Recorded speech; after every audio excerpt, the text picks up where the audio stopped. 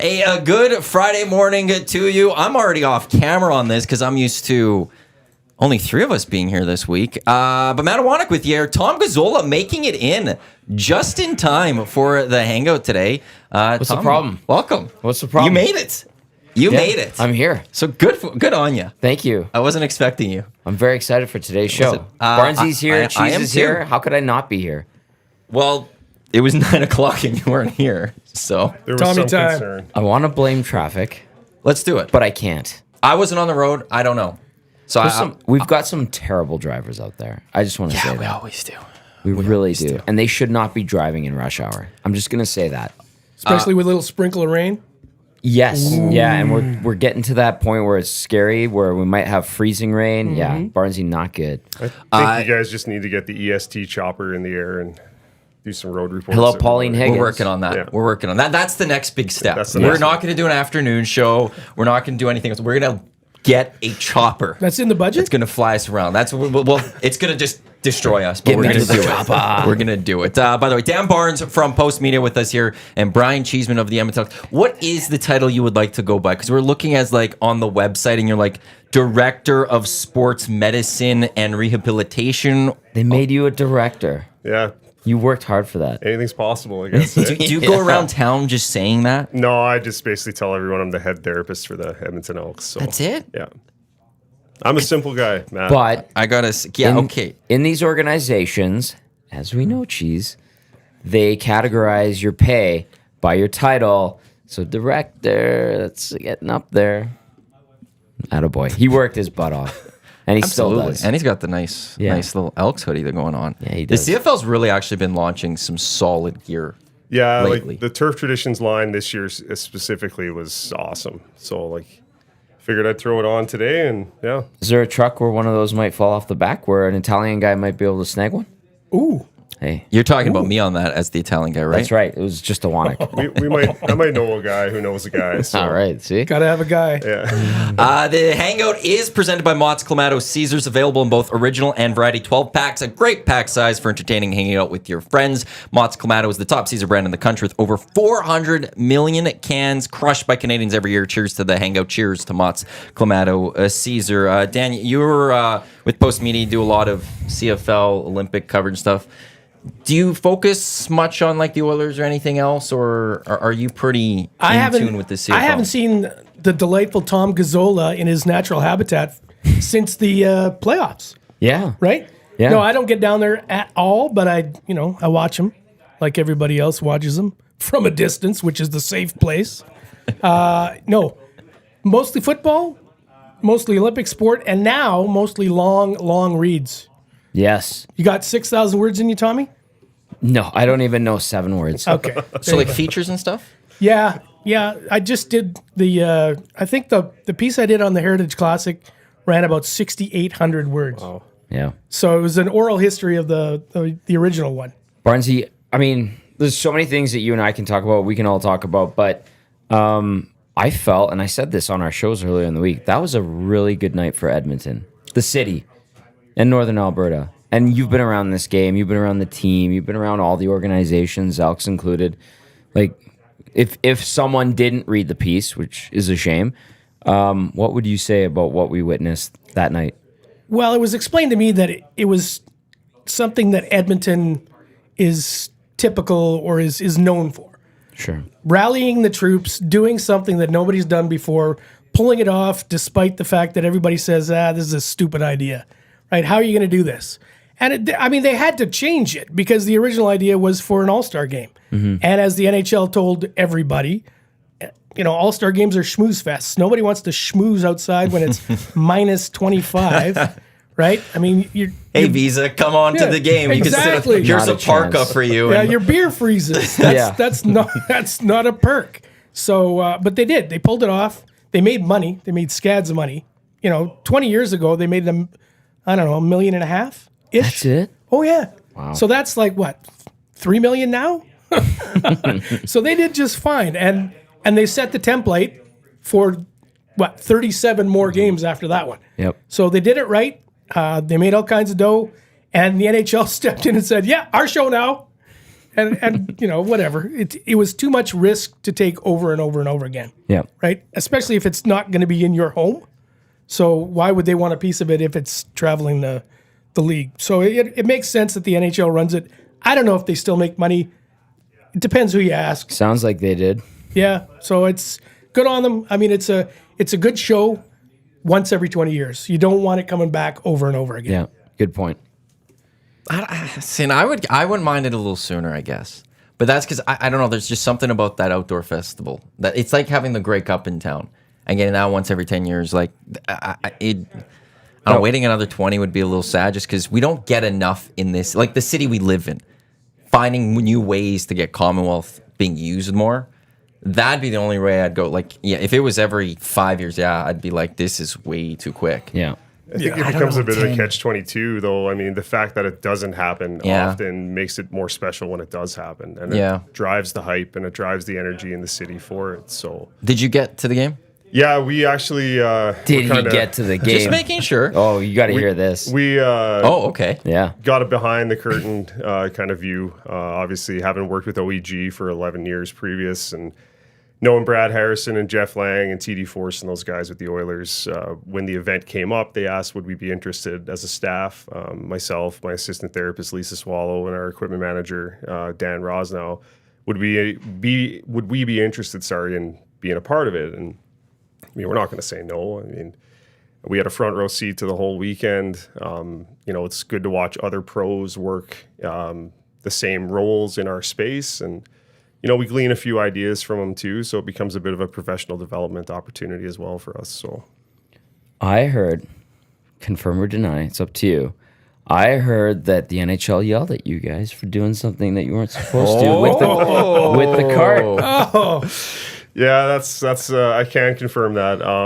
It's ridiculous why they got mad, but yeah. So part of our job as the support on-site medical staff was if a player, say blocks a shot and can't skate off, our job was to take a gator and drive it to the bench area, pick said player up, and then drive him off. So me liking to be prepared for those scenarios said, Sunday morning I'm going to do a dry run, test drive. So the NHL guys were like, as long as you stay on the asphalt, you're fine.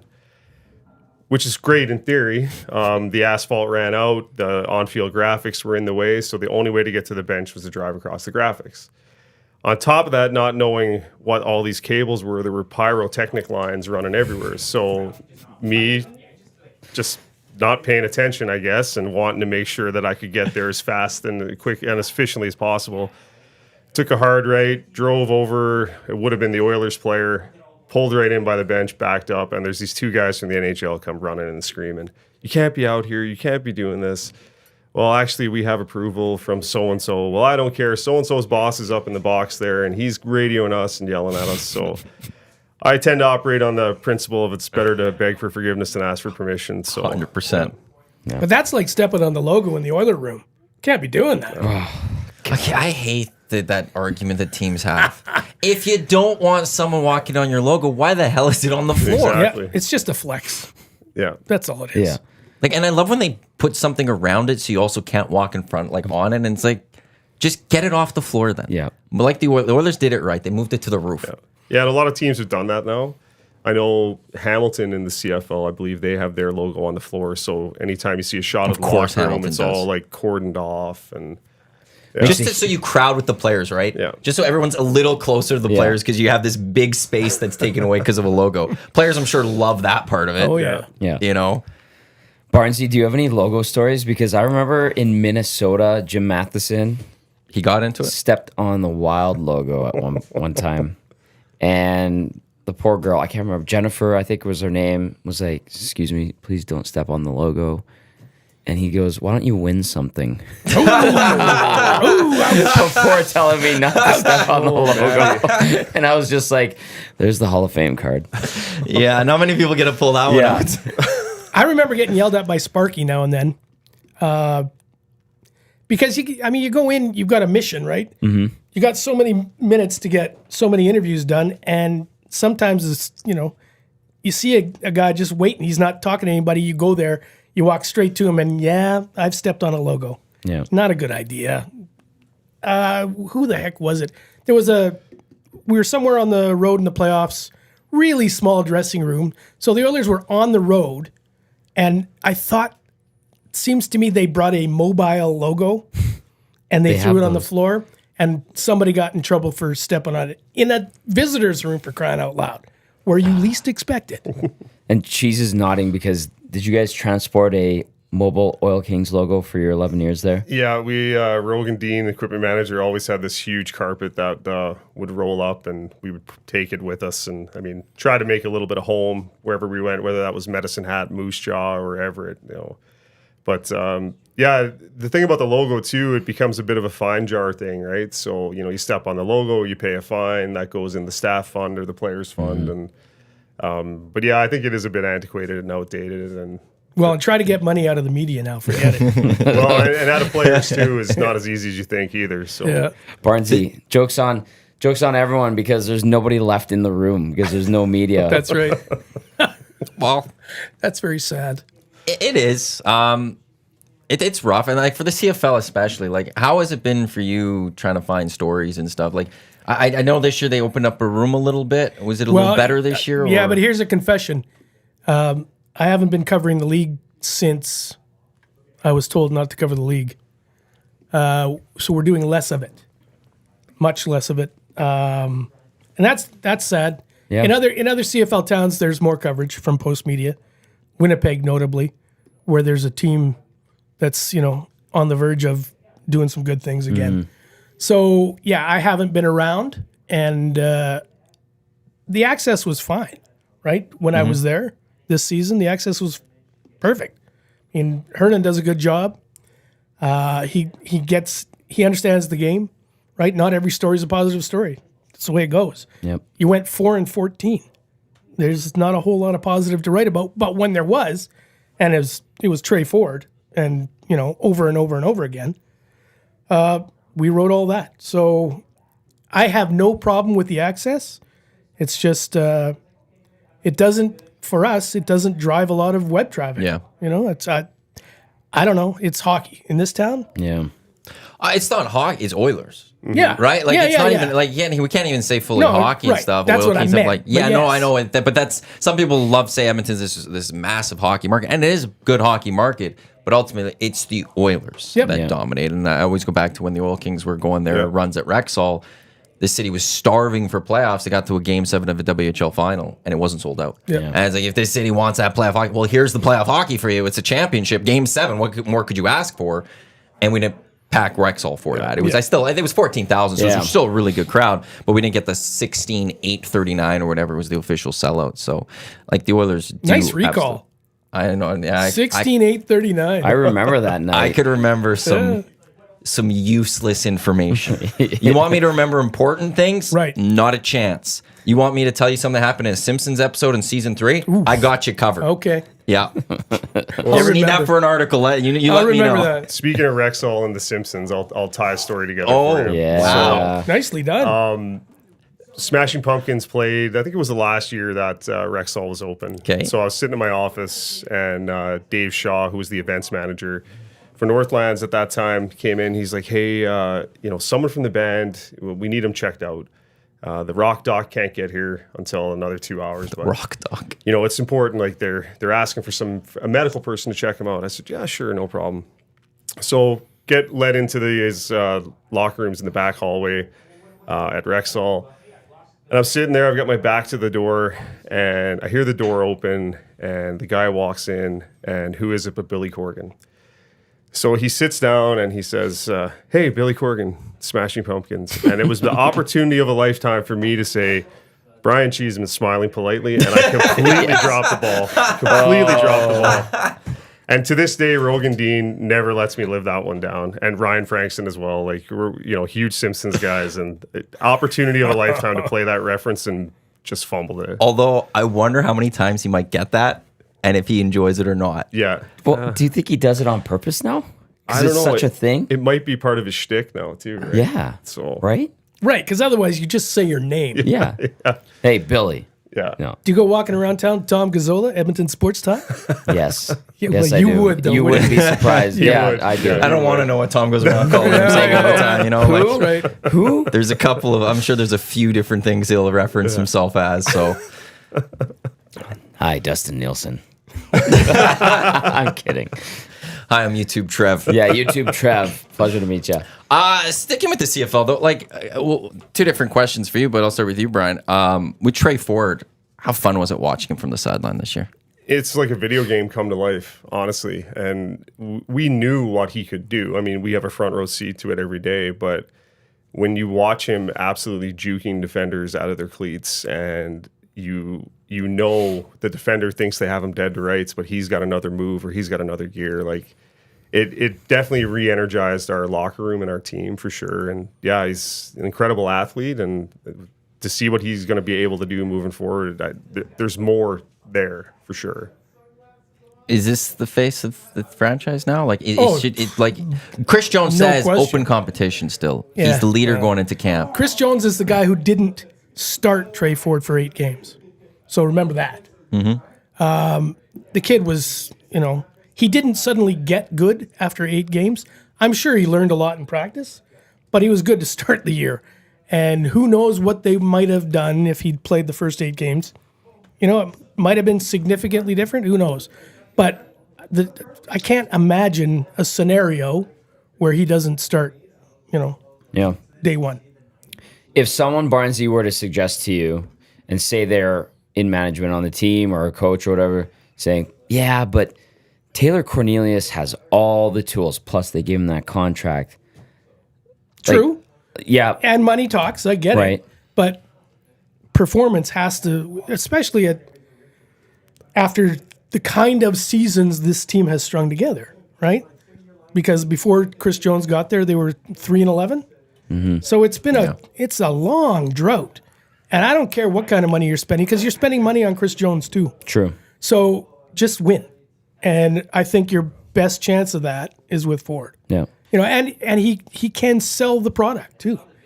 It does not hurt that he's a good-looking guy, he's Canadian, and he's talented. Yeah. What more do you need to sell your product? Barnesy, the best thing I saw this year, I think it was after the Calgary win at home, was Trey Ford ran out after and was taking the mini footballs and throwing. And we're talking like 15 minutes after the end of the game. And I don't know why I was still there, but I was for whatever reason. And he's going around the stadium throwing little footballs. Guys don't need to do that. No, and honestly, like the last 2 seasons, allowing fans and families down onto the field, that for me, and we talked about it as a staff, ourselves as a support staff, like that's a highlight for us. I mean, take the wins and losses aside, professional athletes don't need to do that after they've gone to war for 3 hours. You know what I mean? And I think it says a lot to the character of the players that are in that locker room, wins and losses off the table, that they want to be involved in the community and they see the value of being involved in the community. Look at Aaron Grimes, who you guys had on yesterday. He was great. The Awesome guy dude. is essentially a full-fledged Edmontonian right now.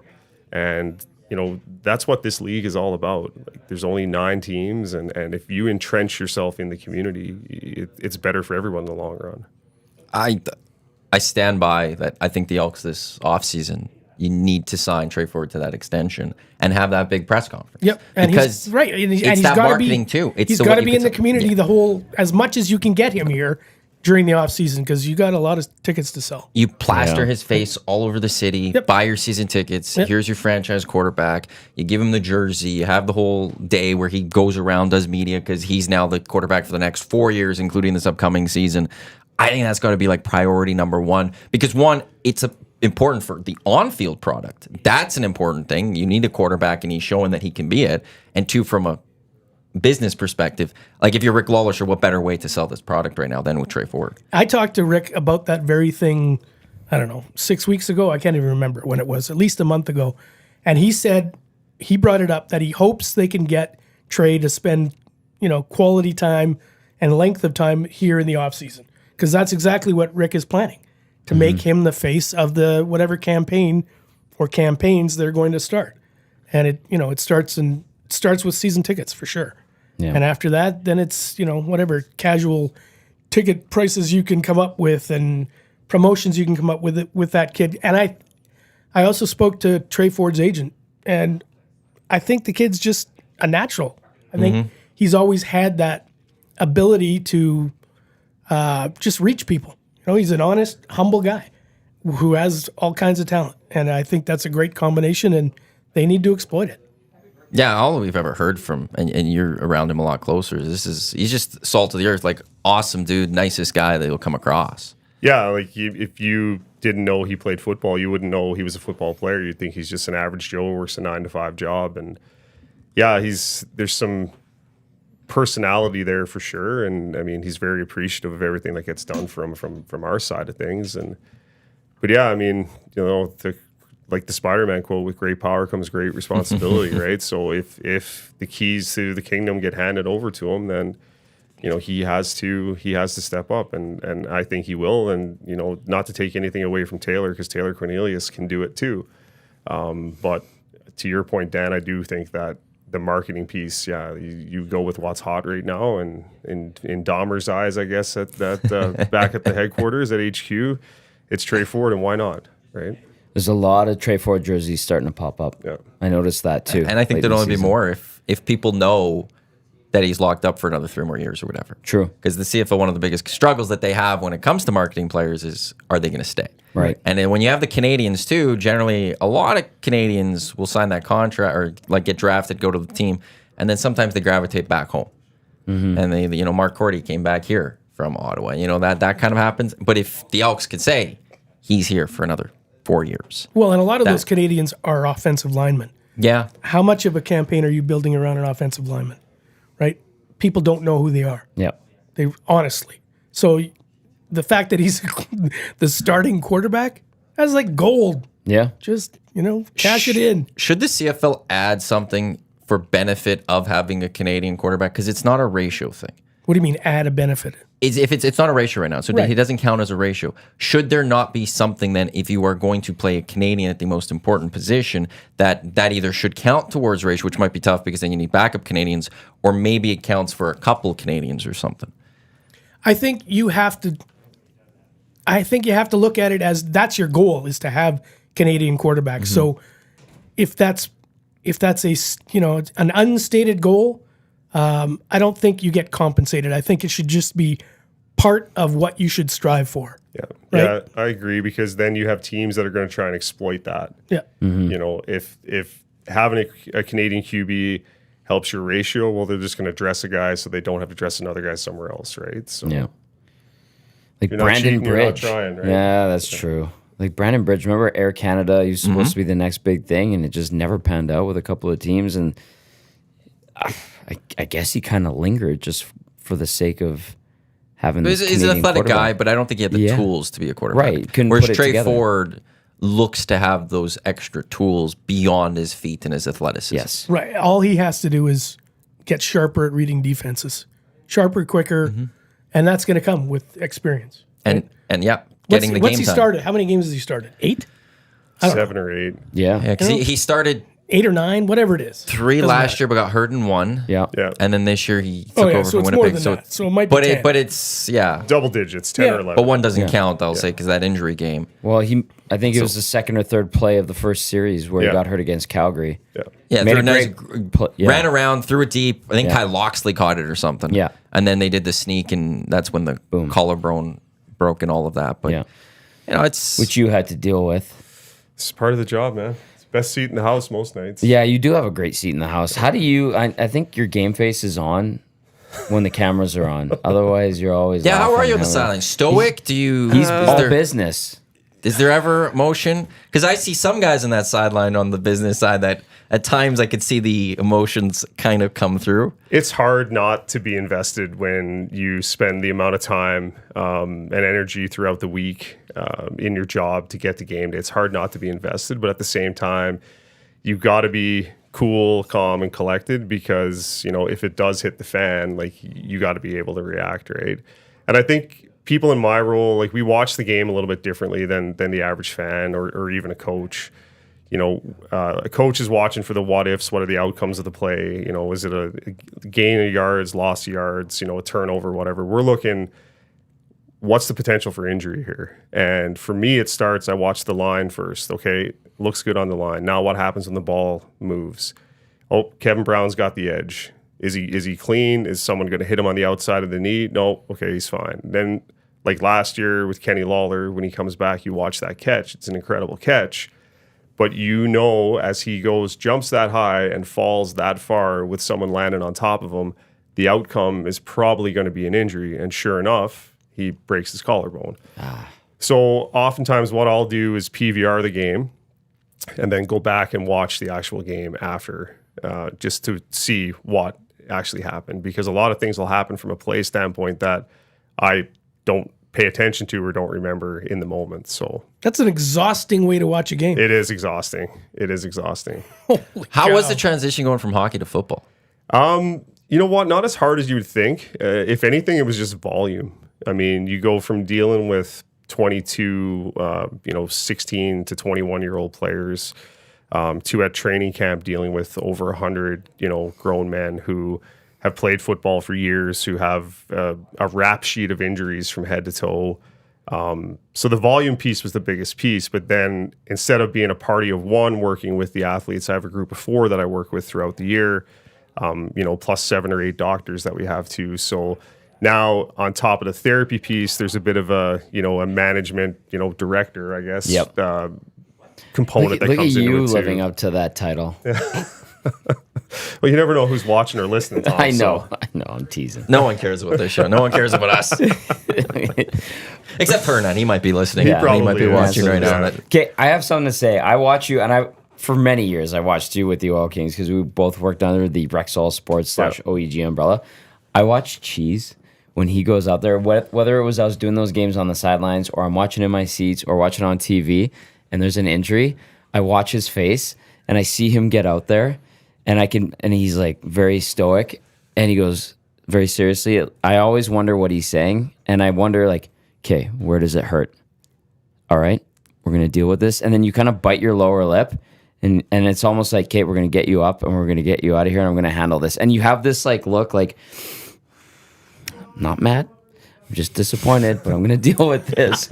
And I've watched you do it with hockey players for years, but watching you on national broadcasts on the football field, it's funny because I'm just interpreting. I'm like, okay, what's Cheese saying to him?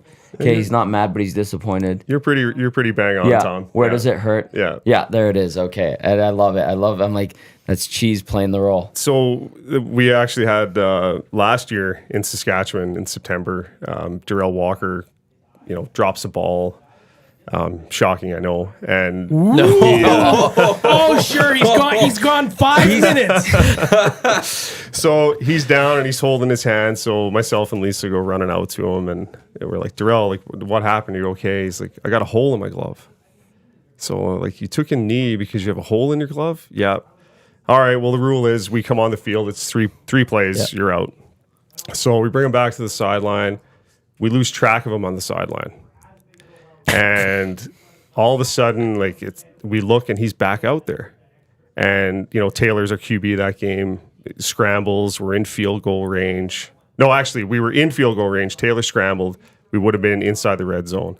The play gets called back because Darrell had went on the field a little too early. And I wanted to crawl into a hole and die because I knew about 20 yards down the sidelines, Coach Jones was just giving me the death stare, like it was my fault that he went back out there. So in my mind, I'm like, okay, that's not bad. Sergio Castillo's kicking. Like, he was automatic at that point, guaranteed 3 points, rings it off the upright. And halftime, like, we're at halftime, and I debated just sitting on the bench and staying out there because I'm like, oh man, I'm gonna get it.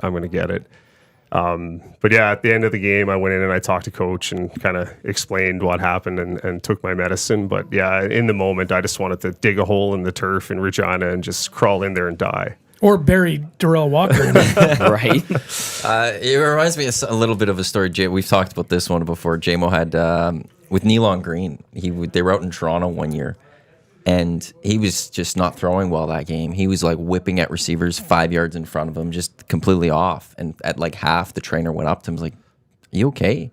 He's like, "Well, I forgot my contacts in the hotel." And the trainer was like, I have extra contacts for you guys. You needed to let me know, and I could have given you some. But no, Nealon Green played a half of football blind and just whipping the football as much as he could. And yeah, all he needed was his contact lenses. And That's got to go in JMO's book. The title of the book's amazing. so We the can't title say of the it. We book, can't say it on the air. I can say part of it. Okay. Go for it. And this comes from him and Kahari Jones. Funny enough, him being in the news today, but he was at a training camp with the Elks, and they were standing together in preseason. And some guy was out there, and on a punt return or whatever, he got just absolutely destroyed.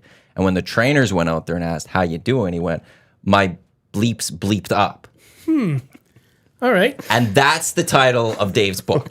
My bleeps bleeped up, but we're gonna put the words in there. Sure. yeah. And I've told Dave that, like, I'm so disappointed he hasn't written this book yet, or has started the ghostwriting, right? Like, Yeah. I'm just going to need to, like, pull Dave aside, like, go for a coffee once a week and be like, tell me one story, and I'm going to record it. Barnes, And you then wanna get make a someone little to money? write There it. you go. You want to Yeah. ghostwrite this for JMO? Yeah. Sure. Because, hey, that tour of when he sells that book and he goes on all the shows, he can't have a better show. And the way he sells those stories, very stoic as well. And you're just like, what did that guy just say? Did he just say what I thought he said? And He's a he showman when he tells did. you He a is. story. Yeah. He'll be on the show on Monday. Okay, good. He's coming I in. missed He J-Mo couldn't very come You in much. on can't this keep him week, off but- radio. No, you No, can't. we have He's to- so good. Well, we start this thing, and we're not even 2 months into it, but day one, we have him on this show. First one to swear. Like 7 minutes in. We're trying, like, Yeah. we've gone into this knowing that if we swear, it's allowed. We don't have CRTC issues, whatever. Yeah. But we're trying not to because kids could be listening. At one point, school was And a listening to us and dental stuff. And, like, office. He didn't drop the F-bomb. no, he did the No. S-bomb. S-bomb. Okay. Like, He Whatever. Flaming was the first one to drop the F-bomb. That Yeah. doesn't surprise He did me. it here. He just naturally dropped it and didn't think much of it. And we're like, I wouldn't have expected those two guys. So that sets the bar then. yeah. Yeah. Jamo did it like 3 times in that first episode too. Barnesy, Like, we can let it fly. Yeah, for the rest no, of the we're show good. here. you guys are open. Yeah, to go say what for you it. want. Gold. Go wherever you'd like with that one. I hope you're enjoying your breakfast. Tom Gazzola, Brian Cheeseman from the Elks, Dan Barnes from Postmedia, Matt Iwanyk with you here on the EST Hangout. It is CFL playoffs this weekend. Do any of the visitors have a shot? I think that's a hard no. yeah. Yeah, I think it is a hard no. That's 2 pretty hostile environments to go into against 2 really good teams. Montreal looks like a great atmosphere when it's full. Yeah. Oh, that's a fun place. Well, I mean, if you've been to Montreal, it's a fun city. And then you condense all that fun into one spot. Yeah, it's pretty cool. Yeah, even with the guy with the car alarm that keeps going off during the play. like, Yeah. There's that. yeah. Yeah, I think it's going to be tough for the road teams to get any kind of traction against those 2 clubs this weekend. But hey, you got to play the game. You never know. But Calgary just, I don't think how you can go into these playoffs feeling confident, really. But Barnesy, like 2 weeks ago, we didn't even think Calgary was going to make the playoffs. Right. And, I mean, and they wouldn't have had Saskatchewan not stumbled all over themselves. 0-7. That's just ridiculous. How do you choke that bad? Anyway. 2 years in a row. Yeah, well, it happens, clearly. But yeah, I don't know that Calgary has any reason to be confident, except for some of them have won enough to know that it's possible still. Right? I don't know if I like their quarterback a whole lot still, but Dave Dickinson can surprise you with things. And I think when, he's won so often, and there's enough guys on that team that have been through the wars, but still, it's just, I think flat out BC's just a better team, and they're going to prove it. Yeah. I can't imagine. Montreal intrigues me. I think Jason Moss did a hell of a job with that. That's not a swear, right? No. We're still good. Oh, no. You could also still swear, though. And that's Okay. all. Yeah, All yeah, right. yeah. No, he did a heck of a job, that Jason Moss. I tell you what. I think he should be a candidate for should have been a candidate for Coach of the Year. So He's really like, he learned from his stint as the head coach of the Edmonton Elks. Yeah. You could clearly tell that he picked up on some of the things that he struggled with in his time here, and he's corrected that in this next stint as being a head coach in this league. and much of that is attitude, Yep. right? Yes. Like you cannot explode the way he used to explode. Nope. Somebody used to call it a Vesuvius. He was just, I think, actually, it was Higgins used the word Vesuvius a lot for whatever reason. But that was Jason Moss. Yeah. He was Mount Vesuvius. And you got to rein that in. There's just, it's If you're a so head coach, much, for sure. It's so Yeah. much You wasted energy, right? And what are you showing your team when you lose your marbles? Not good. No, it's good to have fire. And I appreciated that when he was a player and a quarterback, and we all look at 05 and how he stepped in when Ricky Ray was faltering. That was amazing. He was a key part of that 05 Grey Cup. But there were times when he was on the Elks or the Eskimos at the time sideline, and you're just like, dial it back, dude, because your players feed off of that. Yeah. It trickles down. I saw him and I, oddly enough, work on the same show on Wild TV called Bozone Live, where he is a hunting hunt. show. I'm the host of a hunting show. Tommy is on a hunting show. We're going into season 4 starting November 16th on Wild TV. What a plug. Yeah. Yeah. And Tommy. Of Monster all of them. is one of the hunters. Well, that I knew about him. And Louis DeBrusque. And Louis DeBrusque is on the show. Among many great hunters, I have this absolute respect for how they harvest these animals. And anyway, that's a whole different story. But Mosser, after that win over the Elks, stayed behind because he still lives in Sherwood Park. Damon Bunting helped him find a new place for his family in the Sherwood Park area. And I get there for the promo/first preview show shoot. This is a couple weeks ago. And I'm like, what the hell are you doing here? He goes, visiting family. And he was very calm. He's like, and I wanted to be on the show.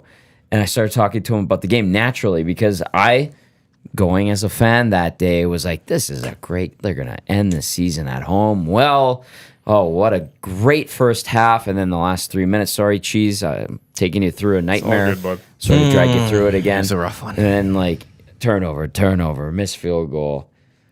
I think that was in the third quarter. But anyway, it was just, and he just started No, smiling. missed field goes the end of the half. That was the end of the half. That's right. Yeah. And he just started smiling. And he's like, yep, it was pretty good.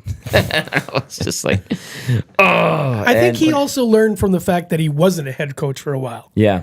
right? When you lose that job and you suddenly get the chance to do it again, you don't mess it up a second time. No, he's Right? learning French right now. Yeah, Is good he? for him. He's got a tutor for French.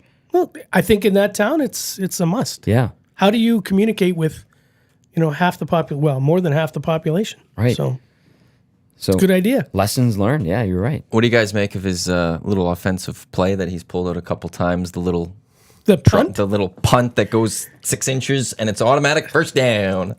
If you can get away with it, and it won't be in the rule book for long. Though. No. Just You guys know think- it. They're going to legislate it right the hell out of existence. Agreed. Yeah, I think because so much attention's been drawn to it this season, it's probably going to go the way of the dodo bird after. See, and that's where I think if that happens, I'll be okay with it. I won't be upset. If but it's I also, gone? I think I don't think I'm going to be up in arms. Like, this is the terrible thing. But I also would really hope to actually keep it though, because I think it is like right now. When it comes to Montreal, especially, they've done it.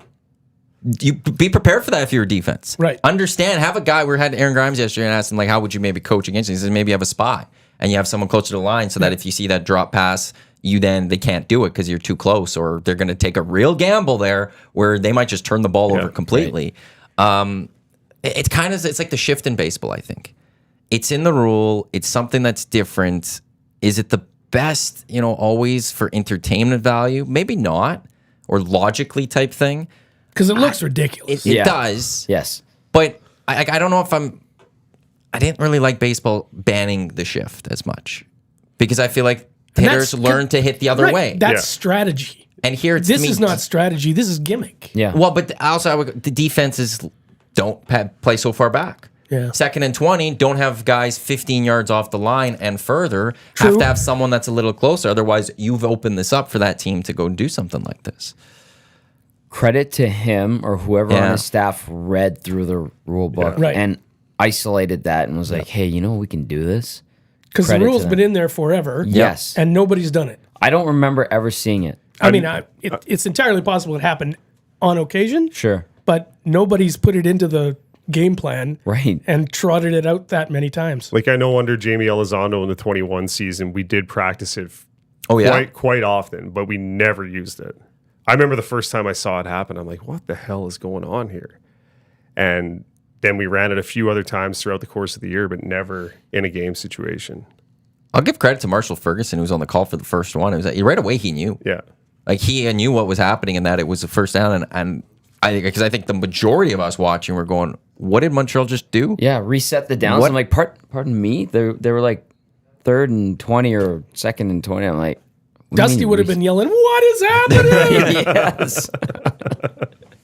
So, yeah, no, it'll be interesting to see how the CFL does go about dealing with that. Eliminate I think it. you're right that they will go eliminate it, Yeah. but I also wonder if there'll be coaches that'll push back and be like, why are we eliminating this? I hope so. I hope there's some discussion, but you know how when you get shown up, like the defense has been shown Yeah. up, people tend to get their backs up about that.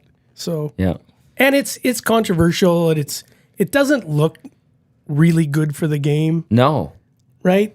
I get it that it's in the rule book and you can use it. It looks odd. Yeah. So So, Barnesy, you get rid of it in the offseason, and meanwhile, you toss in the Rouge. too. No. Where do you guys stand on the Rouge? It's Keep it or get rid of I it? think you keep it. yeah. Sorry, Tommy. That's okay. Sean Bell and I are the very Rouge- upset with you. The Rouge is part of the appeal of the Canadian game in that it's not 14-7. It's not 14-10, right? It can be any combination of just because there's that wild card. Thank you. Tommy and Sean Bell they're on this crusade to just completely get rid of the Rouge. And everyone we talk to basically is all saying, no, keep the Rouge. I'm It's surprised part of the by game. how much I did a people poll on Twitter support and it was the like Rouge. 80% for the Yeah. Rouge keeping it. But there's such an emphasis on special teams in the CFL, right? Like the NFL, you should just eliminate the kickoff in the NFL. All anyone does, Right. boot it through the end zone, bring it out, everyone starts on the same yard line. But the Rouge and the special teams component of the CFL are what makes it so unique. Like how exciting is it to watch, us have our first kick return for a touchdown in 8 years? You know, what Mario Alford does almost weekly. Yes. You know, the guy in Toronto, Leak, what he's done this year. I mean, that's such a cool part of the game. And to eliminate the Rouge eliminates the opportunity for someone to run 125 yards for a TD. Why? And then even with field goals, like just naturally, the Yeah. CFL is designed for the returns on the field goals Yeah. because the posts are at the front of the end zone. Yeah. And you got the 20 yards behind you to catch it, whereas the NFL posts are right at the back. The only way you could return is that kicker's going to have to come up really short. It's happened, Rarely. but it's very rarely. Rarely. And now there's that incentive of, okay, I don't want to give up a point. Yeah. The opposition has a bunch of their bigger guys out there that are a little slower. Let's see if we could take advantage of this. Unfortunately for the Elks, that happened this year, and the Elks did take advantage. Yeah. But I think if the Rouge comes in, maybe teams don't try that as much. And yeah, Tommy, sorry. Come I around get to it, it. Tommy. Come Just on. stick with it. Just I'm not going to like it, but I respect everybody's opinion. And if everybody generally wants it, I understand. I'm not going to be happy about it, but I understand. Okay, Tom, you're not mad. You're just disappointed. Yeah, exactly. It's all good.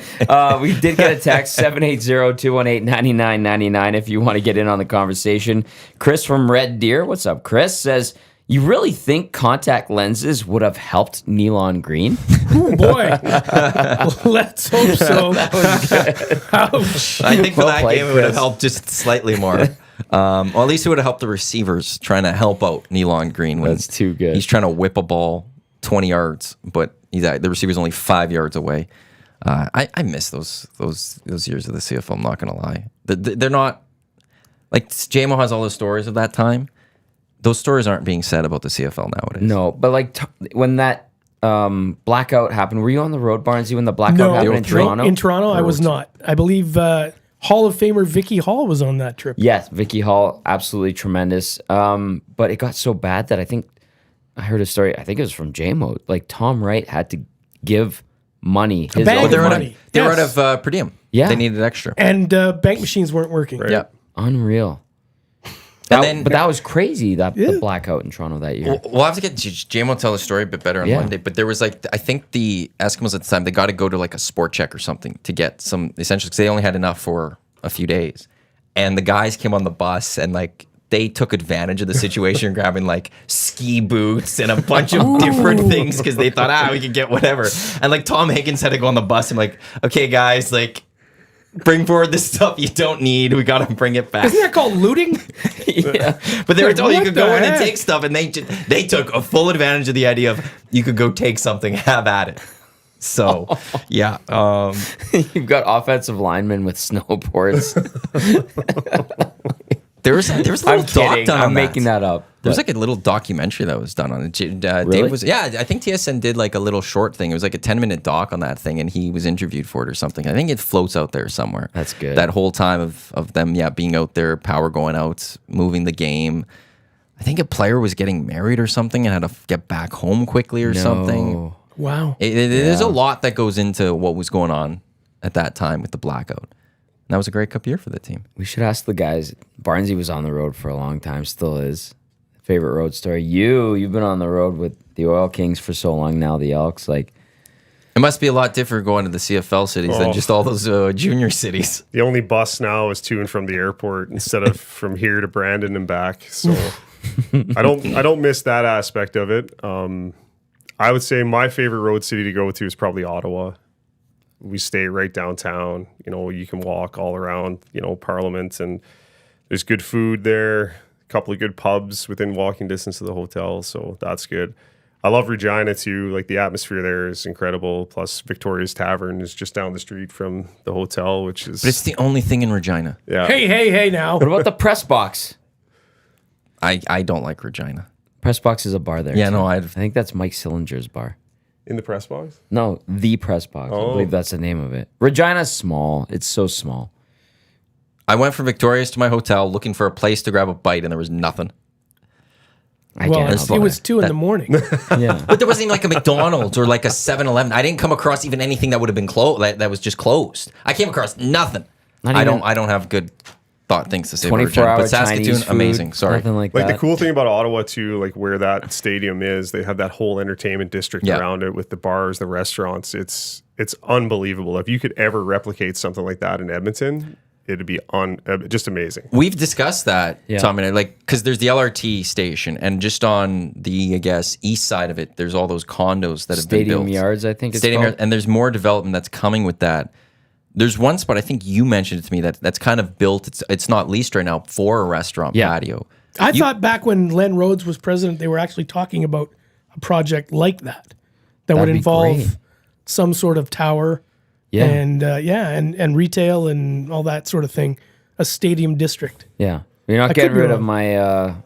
my paisans where I had to go every Sunday at Santa Maria Goretti for too many years. But yeah, like right across the stadium road And there's a nice path that Yeah. takes you right up to Commonwealth. That if you create that as a little spot, it might encourage people to come get a drink, get a bite before a game, and then come to Commonwealth. And then whoever knows where your night goes, either head back there or head somewhere else. But everything we've heard about Ottawa is that's what they have there. Yeah. Yeah, it's just incredible. Absolutely incredible. Like, that, to me, that's the template if you were to build something new, not just in Edmonton, but in any city. So, She's your Maritimer. Is there going to be a football team there? Can one be supported there? I think it could. It would basically be a smaller version of what you see with the Riders. You could draw people in from all of the Atlantic provinces on a weekend for a game. I mean, in the summertime, like, I know growing up in Newfoundland, we would go to PEI, we would go to Nova Scotia, we would go to New Brunswick for vacation. So to be able to see professional sport while you're doing that type of family trip, I think would be cool. It would have been awesome for me back in the day personally, but I do think that region, if they can ever figure it out, would support a club and would support it very, very well. Because there's a healthy football culture out there. There is, yeah, Right? Yeah. there is. St. FX that's a good football school. Yep. You draw from the Annapolis Valley, you draw in from New Brunswick, draw from the island. Like, it would be pretty amazing to truly have a coast-to-coast league. Barnesy, you've been on the beat for a long time. I know you've talked to the CFL. Like, is this viable? Is it going to happen? What would a 10-team league look it's like every other situation in every other city. Is there money? Right? Is there somebody willing to stand up and say, I'm going to spend this? And is there a government appetite for participation in a building? Because there has to be. Right. Right? As abhorrent as that sounds in many cases, when you're spending public money, and people will have opinions on that forever. Look at Calgary right now. Yeah, for sure. Yeah. It's just, that's the discussion you get whenever public money is potentially going to be spent on that sort of item. So those two things, build it and have a guy who will, or a consortium or whatever it is, you got to have the money and you got to have the building. And when they get that, then it's easy because it makes all sorts of logistical sense and geographical sense. The only thing is, where's the money and where's the building? Okay, so what you're saying basically is buy an extra McCain Deep and Delicious and don't get the no-name fries, get the McCain's. Yeah, go big. Hint, hint, wink, wink. Go big. Right? You know what I was. You're giggling over there. Yeah, and get some Alexander Keith's beer too while you're at it. Yeah, Probably. there you go. Or, fill up your car with Irving oil products. How far could the CFL go in terms of what's a number that you think is realistic for this league to get to? Could they get to 12? No. I think 10 is the cap, probably. Yeah. Where's 12? Yeah. Quebec City and either interior BC Or Victoria. Yeah. But I don't see Victoria. I think just unless you have a real rabid population on the island, it's that traffic to and from. Mm-hmm. Yep. I think that's just a deal breaker. I think that limits your audience all the time. So is it Kelowna then, right? Maybe that's your interior spot. And Quebec, certainly. Quebec's got the appetite. Mm-hmm. Quebec might actually get in there before Halifax. Really? I think it's entirely possible. Wow. Jeez. Because it was like Halifax or Atlantic Canada has been awarded a franchise already. Essentially, yeah. Yeah, it was here in Edmonton. Yeah. In 2018, they announced it. the schooners officially, Yeah. and it basically was done. And then COVID was the biggest thing that kind of set it back. But there was Sure. also just the stadium was Yeah. having some. It Well, there were wasn't getting challenges pushed through there. Yeah, with where it was going to be and how big it was going to be, what it was going to cost, and how much the government was going to participate. Yeah, and I think COVID did kill it. I mean, if I remember reading an article saying there was an amount of money that was earmarked for it, but then that had to be pulled back to put into public resources for the pandemic, right? So timing is everything, I guess. And See, but if Quebec City does come in first and they want Atlantic Canada, then you have to add a 12th team. We can't go back to an odd number. Once this league gets to 10, if that happens, you got to stay at the even numbers. Yeah. You know, it's and I know there are some out there when we say Quebec City go, well, they need to get a hockey team first. They're not going to get they're not getting an NHL team. I know they built a beautiful arena. It's just not going to happen. Is this just because Batman doesn't like Pelido? Or is this No. they don't want Canada? What's Quebec City, like 600,000 people maybe?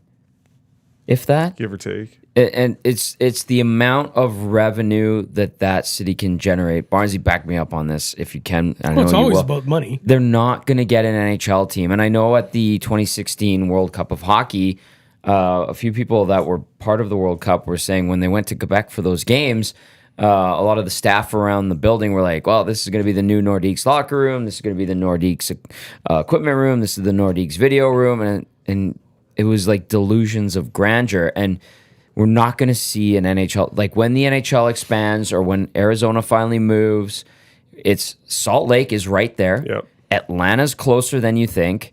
And Houston's waiting as well. Okay, that's three. That's three. And that's including Quebec's- moving one team. Yeah. And then But- Kansas City's also there.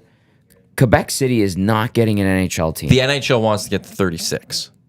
Yeah, but how soon? End of the decade is kind of a thing that they're throwing out there. They're not getting. They're not going to Quebec City. Because back to even just with Halifax, you would need money for to buy a team, Yeah. to be invested in this team. You need city corporate dollars and all that. You also need a city willing to do that. How many NHL spots are you going to find? It's great to say Salt Lake and Houston and Case. Who's buying the team and bringing it to Kansas City? That's where where's Quebec City Patrick at least Bartholomew Mahomes. at least with Quebec City you kind of know who would buy it. Yeah. You have a facility built that the government would get involved with something like that. Whereas the NHL, it's a nice fail safe. If anything ever fails, you could always go, okay, worst case, we could always go to there. Yeah. It was like LA with NFL for the longest time they could always go to the LA 15 some million days. people there, though. No, I know, but- and I understand the argument, but there's a real issue right now with Winnipeg. There's Yes. sincere legitimate concern with Winnipeg right now. Right. They're like this. And I know we saw Mark Chipman talk to Darren Dreger a week or two ago saying, no, they're not going to sell. They have one of the richest guy in Canada who owns them, Thompson, right?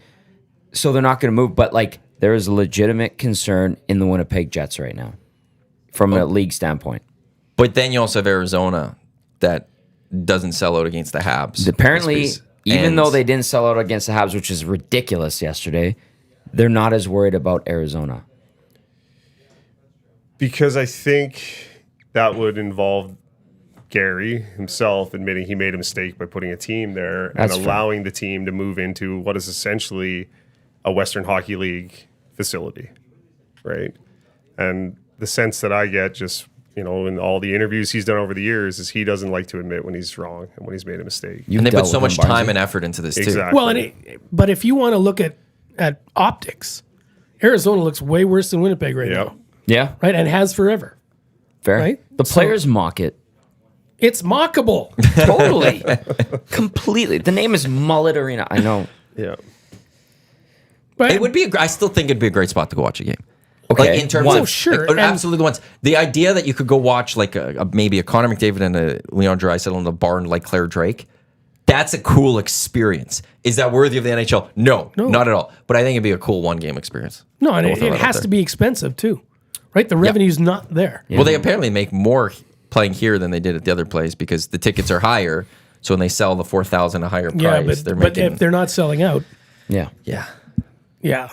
Winnipeg's a concern because the attendance is not there.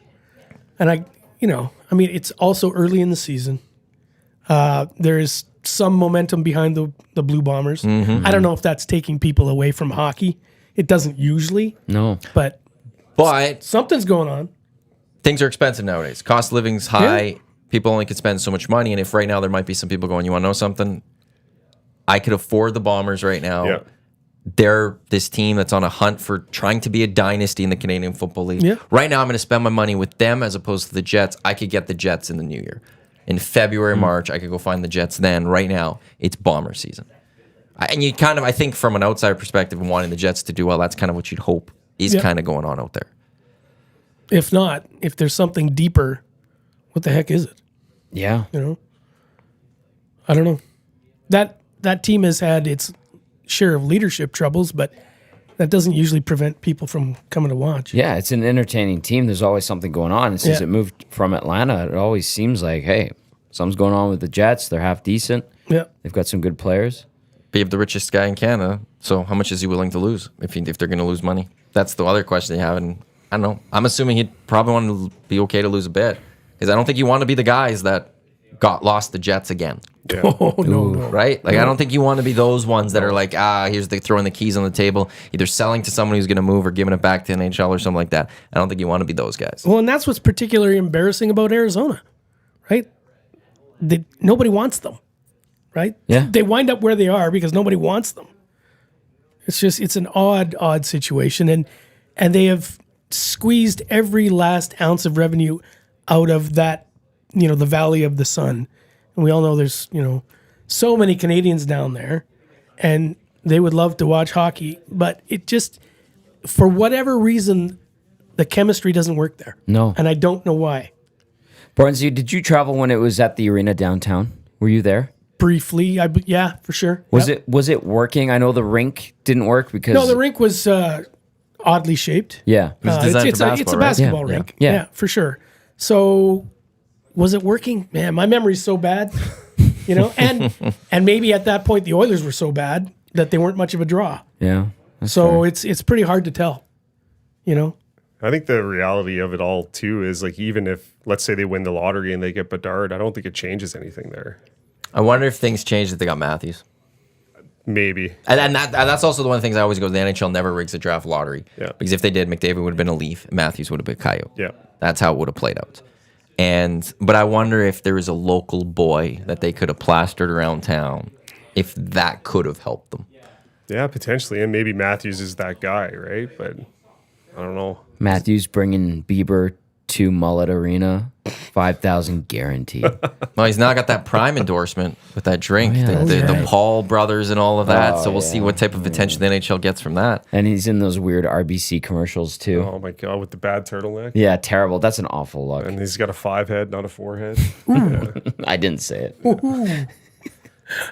I'm intrigued by the Prime sponsorship, not going to lie. Those Paul brothers somehow are like, they draw people. Yeah. So if they somehow get on board in some way, maybe that draws people to the National Hockey League in some way. Is it a I don't good know, product or is it people idiots buy like those a magnet boxing to idiots? pay-per-views to go watch them fight, these exhibition fights, and they do a great, they've got to follow. And these Prime things are expensive. Have you seen how much those are? How much? I can't remember exactly. They're not $3 a cheap. bottle. They're just an energy drink. What are they? Well, like some of them in Something the like States, that. they had to like dial them back or they put out a warning because they were Too much caffeine. there's like 5 times the regular dose of caffeine per day in one of those, and kids were buying them. Just idiot juice. Idiot juice. There you go. Are you giving them to the players? Not a chance. No. Not That's a not in the chance. Elks budget for this year. no. We need a bunch of Prime. Let's get these guys buzzing. Maybe Prime takes over for BioSteel in the NHL as the official drink. Ooh. Maybe that's where we're going. Ooh. Maybe Prime Heard it buys here BioSteel. first. That's what we Stranger do. things We have just happened. break things right here. Right. On Edmonton Sports Talk. Matt Iwanyk, Tom Gazzola with you here. Brian Cheeseman, Dan Barnes as well, for those listening on EdmontonSportsTalk.com or on TuneIn. I do want to get back to the CFL here quickly. MOP race. Brady Oliveira versus Chad Kelly. Who is the MOP right now in your guys' eyes? For me, it's Oliveira, only because I've watched him do Yeah. his thing so often this year. But in the same breath, Chad Kelly had a hell of a year too. But I think you probably give it to Oliveira. I mean, he's over 2,000 yards from scrimmage, and that's hasn't happened in almost a decade, if I'm not mistaken. So that's He was a year. guaranteed touchdown. Yeah, it's a year for the seems. ages, so he should be awarded for that. But he's going up against the quarterback. Yeah. And a Toronto quarterback. Yeah. And so the votes on these things quite often get split east-west.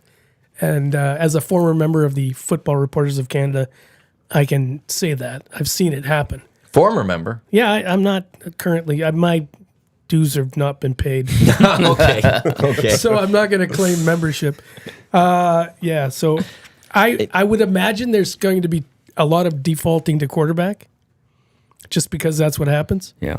Because the guy touches the ball every play. And, Yep. and it, I mean, let's face it, they had a year that even though they were a good team going in, and you knew that, I don't think anybody predicts that record, No. right? How many years has it been since anybody done that? So What was it, 88 or Yeah, whatever when the Elks did it? 89? 89? 89 maybe? Right. Because they didn't win the Grey They Cup. lost to the Right. Riders in Right. the West. So I think it was Suits part of 89. that team. Suits was part of that. All right. Blame it on Dustin's him. good friend. So yeah, Supposedly. I still going with supposedly.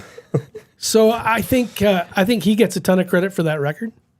Head coach does too, but yeah, I would guess at this point, though Oliveira is certainly worthy, I think you default to the quarterback. Well, he has this swagger and this confidence that when he takes to the field, Chad Kelly, that I think just elevates not just his offense but his defense. That they know that they can trust that guy, and he's really proven to be a top quarterback in this game. And yeah, he's not leading statistically in almost any category. The only one he is yards per throw. I think he's at the top, but he hasn't had to be a passing leader. Right. He doesn't have to be the touchdown leader in passes. He's moved the ball and put them in positions to score and do enough to have a 16-2 record. Right. And in football in general, what's the only position that gets a wins loss? It's the QB. And did he have the receiver that you would say, okay, this guy's going to get 8 targets a game and he's going to catch 6 of them? I don't know that he had that guy. No big names. It was kind of Right? by committee. It was. Like Tavares Daniels is their top receiver, but you're not putting him in the same category as a Kenny Lawler. No. You're not putting him in the same category. Eugene Lewis. Absolutely. You're not. So would that have made a difference? Perhaps, but maybe it's just not part of their game. Scalding Gord chimes in via the text line 780-218-9999. Oliveira is the best Brady since Marsha. Thank you, Scalding Gord. Marsha. I'll give credit to the Bombers for finding that Canadian quarterback to replace or running back to replace Andrew Harris. That has stayed a Canadian position for transition. them. Yeah. And they've gone from the best Canadian running back to now the next best Canadian running back in Totally. the game right now. And how just well that they've been successful at. You get a skilled position like that as a Canadian, what that does to your ratio, and just it's incredible. And it's one of the reasons why I think we're seeing the Bombers be what they are these last few years. Well, and look at the Bombers. Look at when they don't use Caleros. Drew Brown, right? Yeah. He could start on any of the other football teams in that league. Yeah. And there's a guy who rarely sees the field, and he's that kind of quality. Again, you know, their scouting department, their player personnel department, top notch. You know, you don't find Brady Oliveira by accident. You don't, No. right? You don't draft him by accident. So yeah, good on them. Any comment there, Cheese, or are you just going to give the Seinfeld Newman? Yeah, that's what it all comes down to is that scouting and player personnel department and finding these guys and being able to project what they're going to be in 2 or 3 seasons, right? So they've done an exceptional job there, and there's a reason why they're in the mix every year. So, but yeah, he gets my vote. Sorry, Chad. Close personal Argos. friend? Yeah. Yeah. Go Argos. This is because he didn't want to sign with the Elks and they had to trade away his negotiation He's rights. so intense. Right? He is. Every interview he gives, he's intense. Yeah. His story is inspiring, impressive. It's neat. And one more thing on the MOP. Do you think when he wins the MOP this year, nothing against Oliveira, but like you said, Barnesy, Chad Kelly touches the ball every play. Do you think some of that credit or what might sway some voters would be what he was able to accomplish in that Grey Cup game? Do you think that there would No, be some it shouldn't. carryover? It can't. shouldn't. I don't think there'd be. I don't No, think it there'd be shouldn't. anyone else. Correct. No, the mandate of a voter is pretty clear, right? It's what you saw this year, not Right. not what you remember from last year. I would be You don't think that amazed. seeps in a tiny No, bit? Okay, no, fair. I I would just be- want to ask yeah. because I've never voted on these things. No, so. I'd be amazed if that was in anybody's mind. Okay. It was in my mind for my CFL fantasy football draft at the start of this year, though. Different I story. drafted him in like the 10th or 11th round, going, Great pick. that's going to be my guy. Great and pick. I had him and Jake Merritt. Didn't know. I was like, one of these guys is going to pan out. One definitely panned out for me. He popped. So he was still finished third. So I just wanted to throw And that nobody one out there. cares. Lucas cares who won. I will well, say that okay. one. And Eric one cares. person He lost cares. again. Fine. Eric won't care because he lost. Yeah, you're right. But Is that not a rule? Nobody cares about your fantasy team. What do you mean? easily. I thought that was just common But it's just, sense. No, I it is just go, common for sense. me, I it was hate my fantasy scouting sports. department and Same how here. good Yeah. my Oh, scouts there, were. that- Me and my that's- scouting department that's where did your a head great was at. job Okay. identifying Chad Well, Kelly last year in the kudos Grey to Cup you. and going, that's a starting fantasy quarterback right Barnes, there. we had a terrible fantasy That's year. right. He It has is we. 19 teams that he. It is a we for fantasy. It's my team. It's Yeah, literally okay. my team. I'm running that team. Should I tell you where the team drafted by my wife and I stands in the CBC hockey pool? Please do tell. Number 1. Wow, I see one digit up there. First overall. Boom, boom. 31 boom. teams. 31. Damn. Yeah. Big prize too. I don't know. Night out. No, it's probably, Sweet. get Get those dancing shoes going. public money. Hey, Yeah, we're not touching that one. Yeah, defund the hockey pool, I That's guess. right. So. This is- The hockey pool. This is where it's all going, our tax dollars, so Dan can go win a hockey pool with his wife. yeah. Another hot take came in from Tube Socks. What up, Tube Socks? Good morning. He says it's like Arizona won Kraft Hockeyville. But for 41 nights of the year. 41 nights. Well played. Good stuff. So, who does win the Grey Cup this year? Is it the Argos that are going to take this because maybe the Bombers and Lions beat each other up slightly, or is it just a complete 3-horse race between those top 3? I think it's the Argos. I think the road out of the East is easier than the road out of the West. And at the end of the day, the team that's the healthiest for the last game is going to have the best shot of winning. And I think that a potential Bombers-Lions West final will just be an absolute slobber knocker, to steal a line from Jim Ross. But that might be a better game actually than the Grey Cup itself. But who's more injury proof? if Collaros goes down, Drew Brown is proven. Right. If Chad Kelly goes down, Cameron Dukes. He didn't look bad in the game against Winnipeg. Yeah. Well, When they rested him, Yeah. they were competitive. They were leading in that game at some point. I think you have more confidence, obviously, in Drew Brown. Yeah. But I think Cameron Duke showed that there might be something there if you needed him. I don't know. You got Dane Evans, I guess, in BC for, I think he's still healthy. He didn't get hurt, did he? I don't think so. Yeah. Okay. So you got him if something happens to Vernon Adams. Yeah, and you're right. Geez, so much is about health. If you get a key injury in the backfield or on the, wherever, it doesn't matter. Yeah. If it's a key injury or two, that can change your season in a hurry. Yeah. If it's Bombers versus Argos, it'd be interesting, the running back matchup. Yeah. Because the Argos also have a really good running back in Ouellette. Yeah. Yeah. And seeing which running back kind of almost has the better day might kind of lead to whoever's going to win that football game. Because the Argos rely quite a bit on AJ Ouellette as well. Yeah. And what he does. Yeah. I like the idea of the redemption factor for the Bombers. Do you? And playing pissed off when they get to the dance, and them remembering what happened in what was a great Grey Cup last year. It's amazing. And that fuels them and maybe pushes them over the hump. I would say sure, except didn't they win the previous two?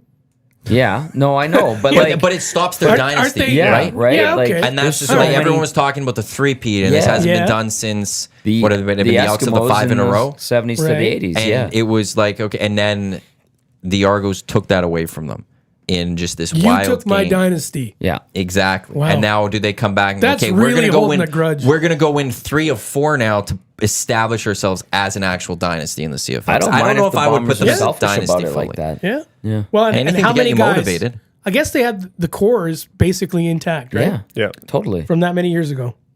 It's And, the and one there's thing- another reason they're good. It's a huge reason Yeah. is that they've done well at going to their pending free agents and getting them to, I guess, take a little less to stick around and build something that has been sustainable for all these years now. Yeah.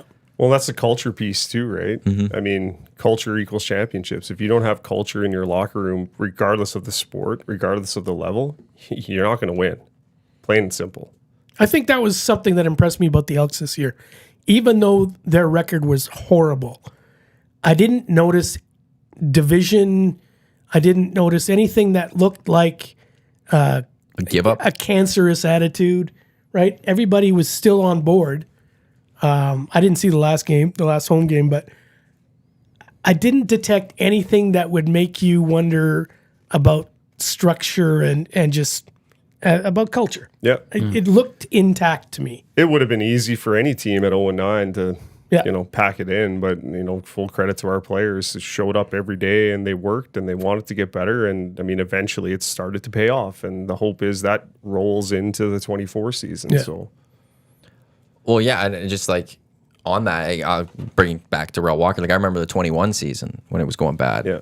He was one of those guys I saw, and I was like, this guy's completely checked out.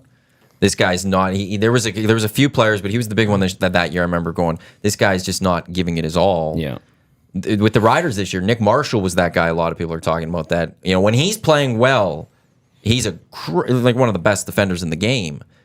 But when he's not trying, you could clearly tell, and that was a concern. But you didn't get that with the Elks this year, I don't think. There was never a moment where you thought, okay, well, they're going to need to make some roster moves just for the sake of there's going to be issues in that room probably, or this person doesn't care. They all seem to care. They took care of that when Kyle Loxley basically quit on the team. Right. That was the one where it's like, okay, he quit basically. I think you walked up to him and you could read lips and you said, "You good?" And he's like, "Yep." And then we knew. I was like, "Oh, he's done tomorrow." And sure enough, he was released. Yeah. Like you just But you knew. can't do that. Yeah. No, it's professional sports. Yeah. but You take that in the locker to room. go back to that 21 season, like that was a very weird and difficult and tough season for everybody with, you're coming off of no season the year before. Now you have a shortened season because of COVID. You have all these COVID restrictions, pressure to be vaccinated, pressure on those who are unvaccinated to be vaccinated. So it was a wild year, not only in our locker room, but, across the league. Mm-hmm. I almost take that year and just throw it away. I mean, to me, that was... And yes, the Grey Cup was awarded, but it was almost like an extended exhibition season. It was a chance for guys to get their feet under them again after having a year off. But yeah, it was being on the inside of that. That was wild. And I mean, I'd spent You were in the bubble. Countless nights in a hotel in the bubble that year. And I think that was my advantage, knowing all of these protocols and how to navigate them and manage them made it easy for me to transition in from a June 1st hire to a July 7th player arrival. Because if I didn't have that bubble background, if I wasn't the bubble boy, man, that would have been tough. I would have been a one and done in the CFL. I guarantee you. I remember sneaking you and Rogan Dean contraband chicken to the side door at Rogers Place. And I had to time it. I'm walking down 104th Ave with these monster bags of chicken because you guys were so tired of the food in the bubble. Piece of 73. Yeah. And Rogan's like, okay, are you 10 seconds away? I was like, yeah.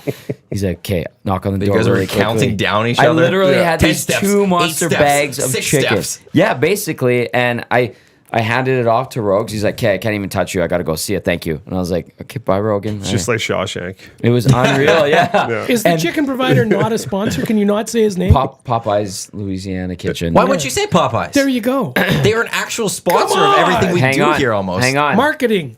It might not have been Oh. our dear sponsor. Oh, okay. I won't say who it We was. will not So say. he may have just lied. I just wanted to say delicious chicken Why- for my dear friends.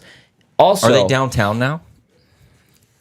Is it let's that not place? let's not deep dive into Yeah. what Well, I mean, chicken there's- place it was. I'm just saying, like Chicken Gate. Because if it was Northern There's no- Chicken we don't- too, No, credit. Okay, we're then not good. even Then we're going good. there. Let's stop it. Well, Matt from Northern Chicks is a great dude and stuff. Yes, so like I I know. just I wanted. love So, the- I so love- if it was that one, I wanted to be like, hey, let's go to throw some Popeyes Popeyes. on 109. Sorry I asked. You got That's Popeyes. okay. You got Northern Chicken. You got no, yeah, they're all delicious. that's what you I'm had not one of getting those into too. what chicken I smuggled into the bubble as contraband from my dear friend Brian Cheeseman. How good was and that Rogan Dean. Unbelievable. Unbelievable. Yeah, Best chicken you ever It had was in your the life? best I'd ever had in my life. Yeah. And there was a lot of it. There was a ton of You it. guys ordered Well, there a was lot, 2 huge bags apparently. right? Yes. And anyway, what was I saying about the bubble? Oh, so have I no told idea. the NHL staff about that, and they're like, "How dare you? That was a violation." I was like, That would Come on, have been that a was like great story. 3 years ago. Who NHL cares? bubble in Edmonton Yeah. gets shut down due to chicken fried drop chicken. off. Yeah. And write that story, Mark. Yep. Yeah, I've been all over that. They were alarmed that I did that. I'm like, the protocols. that was the most egregious thing. I heard other stories of stuff that was going on in Toronto and Edmonton. I heard Edmonton was very strict bubble wise. I heard Toronto was a little bit more lax. So the fact that I smuggled in contraband delicious chicken is not a big deal. You want all a strict things bubble? considered. Yes. Go to Beijing for the Olympics. How was that? That was a Awful. strict bubble. Ooh. That was, I stayed in a hotel. There was only so many hotels that the media were allowed to stay in. And for the purposes of the bubble in the Olympics, they erected a fence around the hotel. Okay. So you walked out of the hotel after going through the scanner and you stood on the sidewalk inside the fence where a shuttle would come in and they would open the fence, shuttle would come in, they would close the fence because you don't want anybody getting out. And because nobody was coming in, nobody wanted to come in. We wanted to get out. We weren't allowed to get out. Get in the bus, open the gate, go straight to the media center where it's also cordoned off. And you get out there and you go straight into the media center. And anytime you want to go somewhere else, you get on an approved bus. I was in Beijing for, let's call it 18, 20 days and did not see Beijing. Wow. I saw my hotel, saw the venues, and I saw a lot of buses. And it was the only way they could hold the games like that. Yeah. Yeah, it was awful. Like all I saw you were was there. the village, the bus, Yeah. the venue. We went to curling one night. A bunch of our players were smuggling Molson Canadian beers into figure skating, It's the only way to watch figure skating, really. And they all of a sudden became figure skating experts. It's the best part of the Olympics. Yeah. Expert in whatever you They're watch. like, oh, this right. is rigged. She should have had this score. It's rigged. Like, yeah, it might have been. It's a actually. pretty safe bet, Yeah. actually. Yeah. Yeah. No, Beijing was wild. Like, that was Yeah. basically You were there with the men's hockey team? Yeah. Yeah, that's right. it's like the correctional games is basically what it Oof. was, man. Prison transfer here, Yeah. prison transfer there. And what freaked me out the most of it all, Barnesy, was the airport being completely shut down and just dedicated to the Yeah. Olympics. When you Really? landed, Yeah. all you saw was staff in these white bodysuits, Yep. like the painters' outfits, Wow. and all the PPP. Yeah. It was a shock to the senses, even though you knew it was coming. Mm-hmm. But that's what you saw, and then it was like, and the swab tests every morning, and wearing a mask through the nose. through the nose. Oh yeah. Like I thought javelin was only a summer Olympic event until I went Yeah. to get COVID tested in Beijing. Well, his They were nose like, and throat yeah, on occasion. it was bad. Yeah, every single day, and you had to wear a mask all the time. Even in your room. No, that's the But one place. that was the one place. There's your the safe one zone. place. You know, the Yeah. saddest part of it for me was no McDonald's in the Olympic Village. It was KFC, and the C did not stand for chicken. It was not chicken. and Pizza Hut, and the pizza was this. You need a Tom Gazzola chicken drop. yeah, we did. Apparently, I know Just a with a guy. big drone, right? But the pizza, the meat lovers had like hot dogs on it or something. What? Yeah, it was gross, man. yeah, the It food was gross. terrible. Yeah, awful. We would get burgers smuggled over to us by our security You just officer. love getting smuggled stuff, don't you? Well, our security guy was staying at one of the hotels where like our taxi squad was staying. So when they would come to the venue, they would bring us these cheeseburgers and fries, and I mean that was like the best meal I'd ever had in my life at that point. If I'm ever in prison with you, I'm got a staying guy. close to you because you'll got a be guy. the guy that gets this. Like you'll be like, hey, yeah, I need this, and you'll get it done. Yeah, for me. like it's like the Red. Chris Rock character, or whatever, in The Longest Yard. yeah, yeah, Always found a way to get things. That'll be you. the caretaker. Yeah, They had robot food at the media center. What's that, Barnesy? Produced by robots. Come on. Seriously? Yeah. Oh yeah. It was French fries, all cooked by a robot. It would swing out and it would drop the fries in the boiling oil, and it would pick them up and shake them off and deliver them. The hamburgers were delivered by robots. It was like one of the few things that was of interest there. Ugh. Yeah. I would like to go back and actually see China once, Yeah. right? But you just couldn't do it then. well, Damn. that year, like I'd gone to Russia in December with Hockey Canada for the Channel One Cup. Then I went to China in February. So all I'm missing is Cuba for my communism card and North Korea, and I'm good to go. So Check. I was so afraid. No joke. CSIS is now I know. listening to this intently. We had meetings in. We went to Las Vegas for meetings last year, and I was scared to death to give the U.S. customs agent my card because I have a Russian visa in there, and there's stamps from China. I thought for sure I was going to get pulled aside, but luckily I didn't. Are you going to Paris? Or I hope so. yeah, Yeah. I honestly don't know for sure. That would be my great. I was there to see Perdita Felicien win the hurdles in 2003, the World Championships. Very cool city. Yeah, I'd like to go back. because that's also like for Canada. There's a lot of interest in that one. You know, women's national soccer team is going to be Yeah. there. Women's Yep. basketball team's trying to qualify still. I don't think they're officially in yet. The men's basketball team has qualified first time since was it Sydney Olympics, Yep. or was it the Athens? Sydney, I think. 2000 then? Yeah.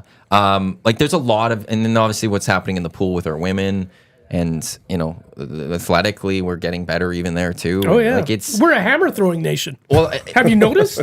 I remember the London Olympic. We had one gold medal, Rosie McLennan or whatever in trampoline. Yes. And now all of a sudden, like we actually can compete to a degree with the summer in the summers. Oh, I think one of the prediction services has got Canada at 9 gold. Nice. Yeah, crazy. Yeah, that's awesome. Just crazy. I mean, and for all the reasons you just stated, including the fact that there's an absolute possibility that Canada wins both men's and women's gold in the hammer throw. Shake your head. I respect the hell out of that. Like, that just comes out of the blue, as much as a hammer can come out of the blue. Like, wow. I'm intrigued how you get into hammer throwing. Like, being, Because your sister was doing it in one guy's case. Oh, yeah? Ethan Katzberg. I think it was his sister. Maybe I'm pretty sure. And he's not a huge man, right? I mean, bigger than me, certainly bigger than you. But I didn't say that, did I? Did I say that? Hey, but do not not a huge knock his dude. European trim fit That's physique. exactly. He's going to like that in 20 years when Yeah. he's still skinny and I'm just He fat. has cigarettes for breakfast. That's how he stays so skinny, okay?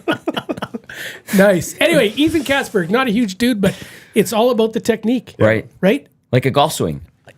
Apparently. Yeah. Yeah. So, and good for Canada for producing such a kind of a niche sport. And it happened in large part because Dylan Armstrong, a former shot putter turned hammer thrower, started a program in Kamloops, and that's where Katzberg wound up going. And I don't know, we're just it's just something we're good at. Barnesy, is our coverage of Olympic sports improving, diminishing? Where is it at? I know when we look at the Olympics, sometimes What's our Canada, well, I mean, CBC does a great job. right? CBC, don't defund the CBC, by the way. Does a great job of Olympic sport. No bones about it. They are, whether they provide streaming of a ski jump event in, Austria, Slovenia, nobody else is going to do that. True. And if it matters to you to see young Canadian athletes like Alex Lutit and Abigail Strait win world championships and World Cup medals in ski jumping, which Canadians rarely ever do, then CBC is going to deliver that for you. Yeah, I don't know. In general, is our coverage getting better? I don't know. This is still a hockey First Nation. Yeah. Always going to be. So whatever oxygen doesn't get taken up by the local hockey team, if it's there for young athletes that you can enjoy watching, what the heck? Why not? Fair point.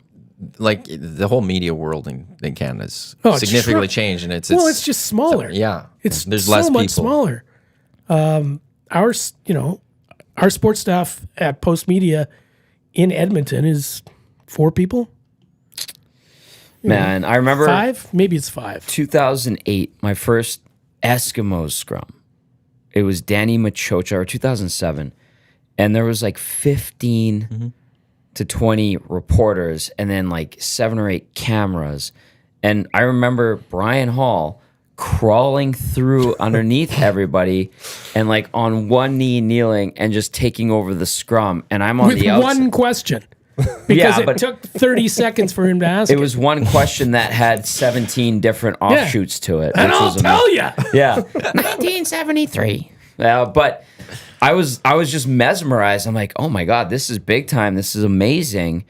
And it's gone. It's dwindled. It's unbelievable. And it's not coming back. It's ever. not coming back, no.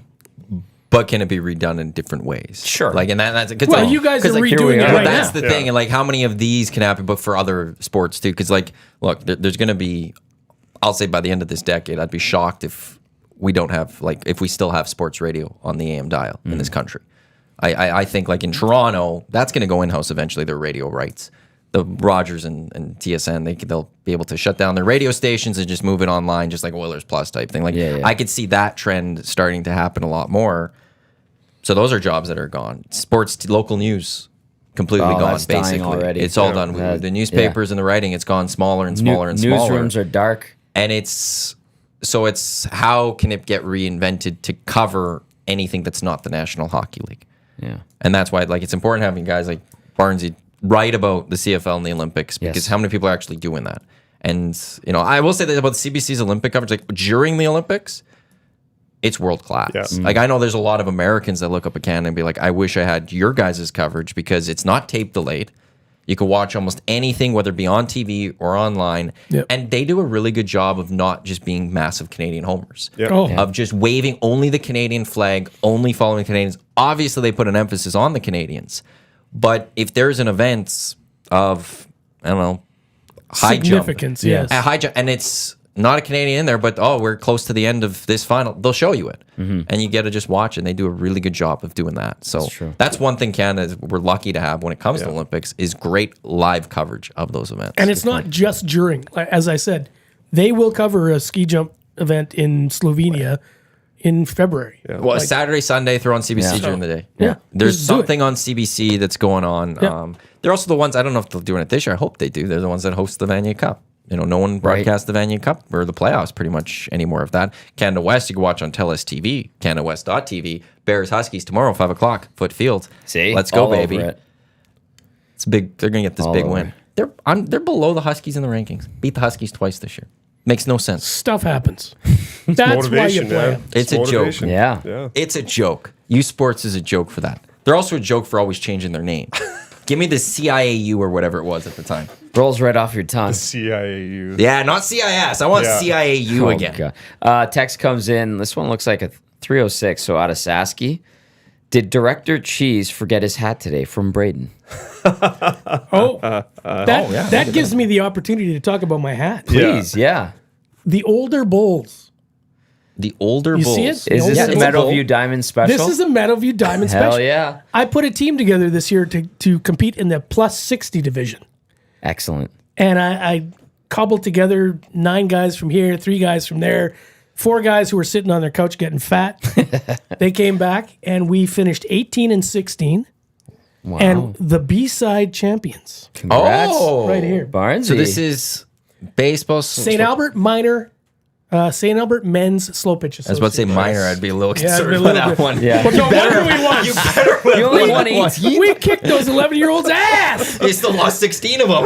Barnesy, the best part of Meadowview Diamonds, because I used to play with Low Standards was our team name. Then we changed to Pound. Then I was done. I went straight to just men's league hockey. The after game beer, post game beers, and that setup was the best. And Yeah. I'd always see you there. Not drinking, of course. No, Sports no. drinks. They're just there. Yeah, Sports you were drinks. having It's a your water, I primes. believe. It's your primes. primes. Yeah, just primes. But and it was funny because Quinn Phillips was serving Yes. the beer for a while. She did for a year. Yeah. And so that's a great setup. And it was Congrats. like the beer was $3.50 yeah, a can. yeah. Now they've got tall cans. Excellent. Ooh. And it's, the facility is, I don't know, I think it's the best. It's so good. There's 4 diamonds with a central concession. Yep. It Batting needs some work. cage. Well, the batting cage didn't work this year. Get No. on that. Let's go. That's why those 16 losses happened. Yeah, well, 18 and 16, I'll tell you. If you had that batting cage, it'd be a nice 20-win season. I Right? think so. Straighten out that swing. But the under the lights too, those were the best nights. You get some double headers like that. What was Well, the for you latest start? young 8:30? guys, you can play at 9:30 and still see yeah. the ball. Yeah. Old guys like me, we play at 5 o'clock every Tuesday and Thursday. The 70-year-olds play at 3:30. I don't know when they're having That's, dinner. well, I was about to say, that's cutting into dinner When time. are Early they bird having special dinner? is getting destroyed at that Right? You point. just got to make sure you got your contact lenses. Yeah, Yeah. thanks for that, Neelon. What position? Or like, what are you? Like, you pitcher? Well, or you, I was where you go? manager, obviously. Just manager? No, I played. Well, I was going to say, I played a little rover, a little left field, a little right. One terrible day at second base that I don't want to talk about. full analytics. Are you going into the numbers? I charted our batting averages for a while before I got bored. What's a while? How many games? Well, 8 or 9. Oh, that's actually pretty we play impressive. a 28 game schedule and then playoffs. But it was fun. It was fun putting this team together because the team we were on last year was pretty terrible, and a lot of the guys were talking about quitting. And at our age, if you quit moving at all, that's just not good for your health. So I was happy to get these guys back and doing something active. It's cool. Nice hat too. Good logo. That actually draws perfect into movers and shakers. Hey there. Brought to you by Marco and Mike Realty. Let Marco and Mike earn your trust. Buying or selling, give Marco and Mike the old PTO contract and let them prove to you why they're the best team for the job. You won't be disappointed. If you're looking for a nice laid back way of going, buying or selling a house, visit marcoandmike.com for more information. They're with the Realty One Group Insider. Champs. Just champs. That's it. Like B-side champs. We don't have to keep saying the B-side. Now you gotta. It's a detail we you're- can leave it's out. real. Champion manager too. Like that's the thing. First year. It's like Bruce Bochy, Dan Barnes. Very close. Very. And you know what? You learn quickly is you're herding cats, and men of my age, 60 plus, either don't know how to use email, or just refuse to use email, or refuse to read email, because Why aren't you getting to like a group text? that is well beyond the capabilities of 85% of the guys on my team. The text would be so big on Yeah, some of the just phones. forget it. The font. Yeah, 1 word per screen. Help. Do you mail letters to these guys, Yeah. Barnesy? What's going Snail on? mail. It's homing No, pigeons. it's honestly, there are some guys who will just never. You just never know if they're going to show up. Like Tom today. Yeah, We didn't know if Tom was going to show up or On not. time, All Tom. of a sudden he was here. Yeah. right there. Hello. And there was a couple guys, just because a couple guys they still work, so they were hit or miss to get there on time. But it's very much like managing children, old, grizzled, gray, bald children. Not a fun family picture. I had to do a slow pitch run that for a few years, and it's not fun. No. Yeah. Especially when a female because in the league you need a certain amount, and when one of those bail on you, you're like, jeez, Right. That's harder. Now I got to replace that Yeah. one, and you need a certain number, otherwise. Because it was 6 and 4 or something. 6 guys, 4 I think we women. had 3. Okay. Yeah, we were 3 women. Yeah. But then if you drop, then you have to lose a guy playing or something. It's a complete mess. It's not fun. I don't recommend it for anyone. Good on you for doing it. You going back for year 2 to defend? Oh yeah, absolutely. And you find that you need pitchers. You need 4 or 5 pitchers because inevitably people go camping Yeah. and people get hurt, especially at our age. It's just, old age is an injury. And so if you don't have 4 pitchers, there will be the day when you just don't have a guy. It's like goalies. Yeah. It's like quarterbacks. So when Just do get you... Cheese out for yeah, you get with you Cheese guys. out there. He'll take care of you. Yeah. guys. Are you old enough, Cheese? No, I'm saying just be the head of your training. Director of Oh. When somebody goes therapy. down, he could be there to help you. yeah. You just gotta. we put him to work. Like, he's got to play. You had me at Tall Boys. So. There you go. Yeah. Yeah. When Player do you- trainer instead of player coach. Yeah. Yeah. When do you implement mandatory yoga for the team? Oh, I thought you were going to say mandatory urine testing. No, they're all juicing. I Yeah, hope. that's right. Yeah. Yoga would be a good idea. Yeah. Yeah. It's actually mandatory knee braces. Yeah. I There's a respect lot of that. It's like the NCAA football lineman. Everyone's in a knee brace, Yeah. right? So It's just, and everybody's hurt, right? If it's not a shoulder, it's a knee. Yeah. It's just, You got to play through it. If you want to be a champ, you want to be a champ of the A side next year, Yeah. like Right. you Well, got to get through this. it's true. If you want to slide into second base like a couple of us did, Not worth you're it. going to pay for it. Yeah. Not worth it. Why not? It's for the title, Tom. You don't get to become the B champ and potentially A champ one day if you don't do it. FTW for the win. For the win. Yeah. By the way, you need to look at my back after this show wraps. yeah, put it on my tab, Tom. Okay. Yeah. Yeah. Just like a tee box adjustment at the Ryder Cup tournament, Like, Yes. oh, Tom, you Yeah. didn't help your game He that did day. fix my back when the 4 rounds Ryder Cup. Shout out to the boys. Yeah. Were you guys on the same team? Yes. Yes. Okay, because otherwise I'd be like, why are you helping out? My back competitor. needed help. You got to do that then at that Just a point. grizzled vet. Swinging hard. I I think was, you know what? I think it stems back to carrying all that contraband chicken into the bubble that day. I was leaning to one side. My one side was compensating. But yeah. You went golfing at one point this fall, and you were rolling your back with that machine and stuff. Yeah. You have real problems with your back. Yeah, I do. You're too young for that, man. No, it's bad. I worked in a tire shop for 4 years. It didn't do anything for my You didn't back. lift with your knees, probably. You lifted with your back. I lifted. You jerk with the back, right? That's how you lift. Yeah, that's a pretty classic technique. That's how I did it.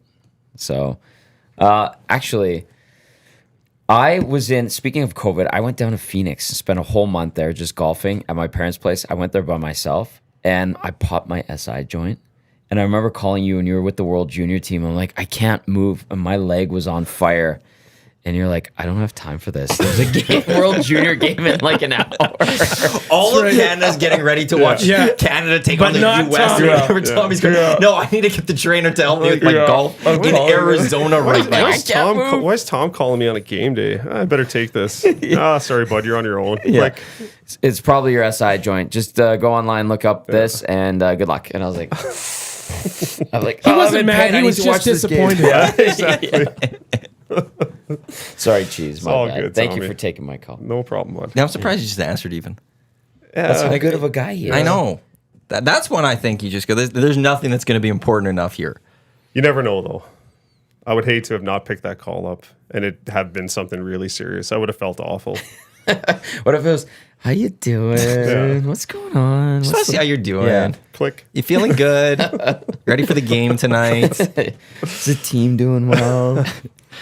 Tom's just trying to get the extra info on the World Juniors. Yeah. Yeah, so I Looking can- for a scoop. Did you Yeah. get it figured out like there? Like, how did you figure it out then in the end? Him. He's like, it's probably your SI joint. I thought it was my hip. And then he's like, okay, look at this, this, and this. And then I called a family friend of mine who's a chiropractor. And I told him what Cheese told me. He's like, yeah, probably come see me tomorrow. And I'm like, I'm in Phoenix, dude. He's in Sherwood Park. And then I talked to a physio buddy of mine, and he's like, use these exercises. So it was a conglomerate. And So why'd you start with the guy that has a World Junior game that night? because I when know you knew he two other people. Because I know he knows. That's how good he is. Thanks, Tom. Yeah. And But he's and- busy. Yeah. He's got an important thing coming the up. country could wait How much golf were you playing? a lot.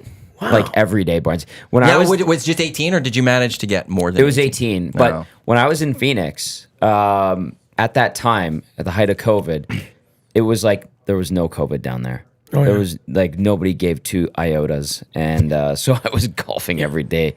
You could go clubbing if you wanted to. If you happened to get a really bad cold, they would just be like, yeah, just take some medicine. It didn't matter that people were dying. It was all good. So As long as you're having a good time. That's all that mattered. I had a great time golfing until my SI joint went.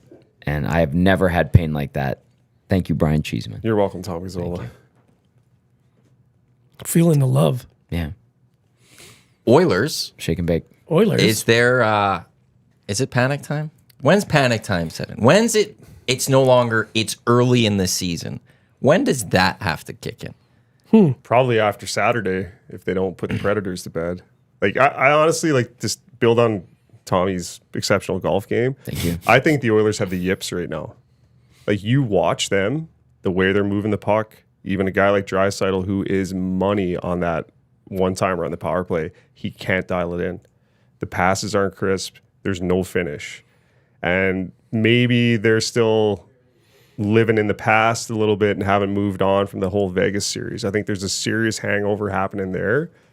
But they will figure it out. They're too good not to. But I think the clock is ticking right now on that whole situation. Well, what they have 50 shots last night? Yep. Okay, so as a team, if their shooting percentage is X, right, and they're capable of 50 shots against a team that doesn't usually do that, like give up that many, it's going to happen. But it has to happen enough for them to overcome the X number of defensive lapses that they're going to have. And clearly, they're going to keep having those. Yeah. Those are not going to go away. They're not going to get stifled by a goalie like they did last night every other game. That's not going to happen again for another, 5, 6 games, 10 games, whatever the number is. So if they're capable of dialing it up for 26 shots in the third period, they can do that at will then. So where's the desperation for that? Because as soon as that starts to happen, they're going to score more and they'll be able to overcome those lapses. So, yeah, panic? I don't know, 2-6-1. Certainly, the fact that they're 12 or 14 points behind Vegas or whatever it is, that's a mental hurdle. Yep. But you only start overcoming that by winning some games, and that's going to happen. You don't look at Vegas. You can't. No. You just leave it out. They're too far away. Put the blinders on. Yeah. Yeah. Even Vancouver right now, I don't think you pay attention to them. No. But that's your next opponent after Yeah. Nashville, right? You just and gotta that's why start- that's because this team hasn't been able to string back-to-back good games. No. They've had the 2 wins that they've had. They've followed both those wins up with not the best performances over 60 full minutes. Let's see what they own Nashville historically. Leon Draisaitl, they should ultimately come out tomorrow and get a pretty good win. But it's okay. They've already lost twice to Vancouver. Vancouver's a good hockey team right now. That should fuel them, though. Because Well, they got it should. embarrassed Okay, by let's- Vancouver. And then but even what at if it home, they weren't. doesn't? Is that panic time then at that point? No, because if you then beat you get Nashville, San Jose, and then you get Okay, Seattle. But now we're constantly kicking the can down the road. Be like, oh, well, but this will happen, but this will happen. But they've never been able to achieve it then. And that's when it's like, when is it too far to stop saying, we got to kick this down? This team might not actually do it this year. I hope. Sorry. ahead. Maybe they're guilty of looking too far ahead. Maybe they're hearing all the hype around town and around the country and around the league of how good they are and how they are a Stanley Cup team. And you just got to park all that noise and you got to go day by day. You practice today, that's your focus today. You play tomorrow, you don't worry about tomorrow until tomorrow comes. You can't think about what's going to happen in April, May, and June in November. Now, on the flip side of that, what you do in November gets you to April, May, and June. So I don't think it's panic time yet. There's enough time to figure it out, and I do think they have the people in that room to figure it out. If they don't, they have bigger problems. If you decide it is panic time, what is that step? What do? You run around panicking, and then what? Barnesy, last night on the post-game show, people were a quiet, or not a quiet, a loud minority were bringing up what move needs to be made to jumpstart this team. Right, and that's the panic moves. Yeah. If you're panicking, is it goaltending? Is that where you go? What do you do? So the three, one, some people are saying GM. Get rid of the GM. But that doesn't help your team It's at all. irrelevant. Like, it doesn't He's done do at the anything. end of the year That doesn't anyway. do anything Yeah. for this year. It's some sort of roster move that you're looking at, which I think more people would probably look at defense somehow. Yeah. I don't know how they go about doing that. And the other is the thing that has been done many times, the coach. I'm going to say this, and I said it last night on the post-game show. We could be sitting here going into next Saturday's game in Seattle talking about a team on the cusp of being 500. Seriously, like this, you win against Nashville tomorrow afternoon, okay? You get a little bit of redemption against the Canucks, regardless of how good they're playing this year to start. Then you get San Jose, who got absolutely decimated last night, which was brutal, how bad they played against the Canucks. And then you tee up a big game against the Kraken, a team that you usually have good games against, but come out on top. And we're talking about a 6-6-1 team. But on the other side, you could also see that they only win the two games that they should win, which is Nashville and San Jose, and lose again to Vancouver. And they're not beating the teams that they need to beat to catch. 5-alarm fire, if that happens. Like, where do you go from? And that's where I think a lot of Oilers fans are trying to figure out, like, we're always told by all big media and all that, like, American Thanksgiving. If you're in a playoff spot, 80% chance you'll make the playoffs or something right now. The Oilers right now about 3 weeks away from that, or third worst in the National Hockey League overall in the standings. Oh, they've earned it. Even the Heritage Classic, like, look at the penalties they took in that game. That could be a drastically different outcome. 2 5-on-3s. Yep. One penalty for playing with a broken stick. How often do you see that? So there's little things like that, I think, are the issue in that room right now. I don't know if it's discipline. I don't know if it's, give a what factor. But if they don't win these next couple of games, it's going to be a 5-alarm fire for sure. It's a delicate time, I'd have to say, for this team. Sure. Something's going to have to give. Yeah. What is that going to be? But they could get out of this very quickly by stringing those 3 straight wins, if that's possible. But tomorrow is a matinee. You always struggle in The matinees. dreaded matinee. It's a thing. I don't know. Their I don't record know. doesn't go well in matinees. But then that becomes a bit of a self-fulfilling prophecy too, right? Like if all you hear is the narrative, oh, we can't play an afternoon game, then you're going to be like, oh, maybe they're right, But you're paid a lot of money to chase a puck around the ice. You should be able to alter a routine for a 1:00 puck drop. Their routine used to be to slump in December too. Yeah. Well, they just got that out of the way. They can't afford themselves now that second No. slump in the season. No. This is that slump that it's going to be. And if they get out of it. Otherwise, like, you're playing full catch up in February and March, and we saw what happened to the team last year when they had to do that. They got a little tired going into the playoffs, including Stuart Skinner. Yeah. I mean, again, last year, going back to last year, but 3 minutes in the second period in game 5 sunk them. Yeah. They had that series. That or the injury to Laurent Brossoit. Sure. But I I think think Aiden Hill came in and turned that around for the Golden Knights, and I think the Oilers could have beaten Laurent Brossoit. Sure. No offense. No, I think I know they you're- could have. I think they could have. Yeah. Yeah. All signs pointed to that happening, actually. They had the lead in every game. That 3 minutes was when I think Vegas knew they had the Oilers. Yeah. Yeah. That's when I think it clicked for Vegas. Not the Oilers, their mindset. It was Vegas knowing that they had them. They had every solution for whatever the Oilers tried to throw at them, which kind of worked until Vegas had that 3-goal outburst in the second in the 5th game. Good night, Irene. We're almost done for the show for today.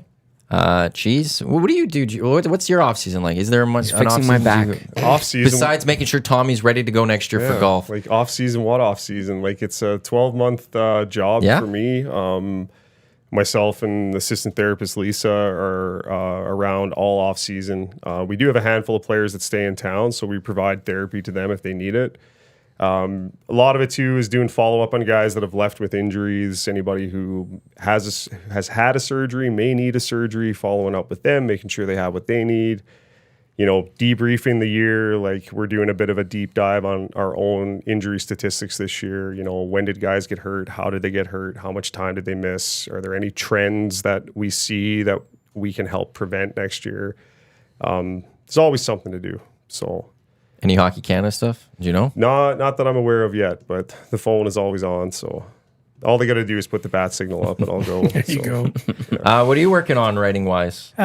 Piece on prep school football, which is a kind of a Ontario phenomenon, and another one on women's hockey coming up. So, And people can find that just... not yet. They won't find it. Where could they, when it comes out? Like, that's all just Any EdmontonJournal.com, EdmontonSun.com. Like, NationalPost.com, Postmedia.com, all the .coms. Barnesy, not to spoil the column, but like, is this new league going to take for the ladies' side? Yeah, I think it's well financed. Okay. I think it's conservative in that they're not trying to sell each franchise to another owner. So it's the central ownership model, which many leagues have tried in many sports before. But the difference is it's really well funded. And I think it's probably thought out better than most leagues at this point. They're hiring the right kind of coaches. Howie Draper's a perfect example, right? I think they're doing it right. It's, the women's game has got it wrong before. And, having two leagues compete against one another, that was ridiculous. Yep. It was killing the sport. This, in theory, should let the sport thrive. Awesome. Stay tuned for that with Post Media. Like I said, Edmonton Journal, Edmonton Sun for the local ones here as well. Just find those articles coming out. Coming up next, it will be the Lock Shop with Dusty and Huss. Lots to get to this weekend, including the CFL playoffs beginning and the NFL. And then you're back at noon with Dusty talking some Oilers. Dusty's sticking around. I thought you were going to be. No, he flies out to Vancouver later today. Oh, so With he's his here. good friend. Well, still supposed. Are they having a barbecue? Is he calling him Daryl? That's all to come here on EdmontonSportsTalk.com as well as our YouTube channel. Oh, sorry. Best friend. Barnesy Cheese, thanks for coming in. Really appreciate having you guys on the show today. It was Thanks great. so much for the invite. Thanks for It's a lot of fun. On behalf of Tom, Cheese, Barnesy, I'm Matt. Thanks for tuning into the Hangout. Enjoy your weekend. Go Golden Bears. Lock Shop coming up next.